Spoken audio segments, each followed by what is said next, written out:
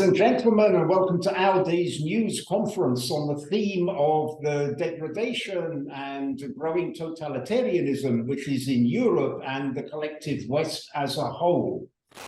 They demolished monuments of the Soviet soldiers who liberated the Baltic states from fascism.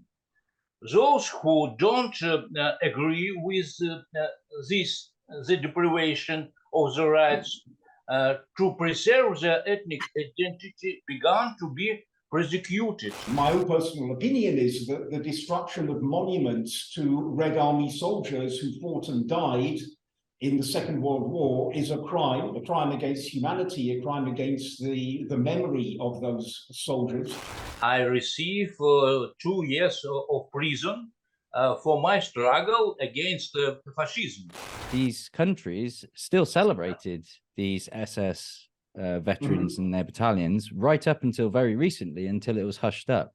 The phenomenon we are witnessing in many parts of the world is the revival of certain forms of very restrictive nationalism, which are often not realistic in the sense that they try to blank out certain periods of history and claim an identity which is completely separate and independent from the larger communities to which they belong for centuries.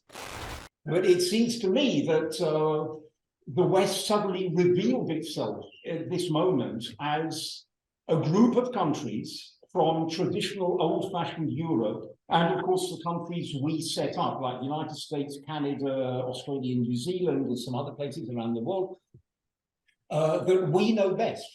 We are the shining example that all other peoples of the world have to follow. And if you don't follow us, for the good of humanity, we have to start disciplining you, and disciplining you rather seriously. Russia could be a danger against our European identity. Well, actually, who's the biggest danger in Europe, in the European continent, against, well, all the national European identity? They're really very, very upset that, these countries have turned against them. Their beloved France, beautiful Italy, lovely Great Britain, wonderful United States. And now they see that all these countries are hating them. At least they see it. There are still some people here who don't. Yeah, which Putin has been warning for years. And this is a point I make. He made it even back in the Munich speech. That's probably what, 2008, I think.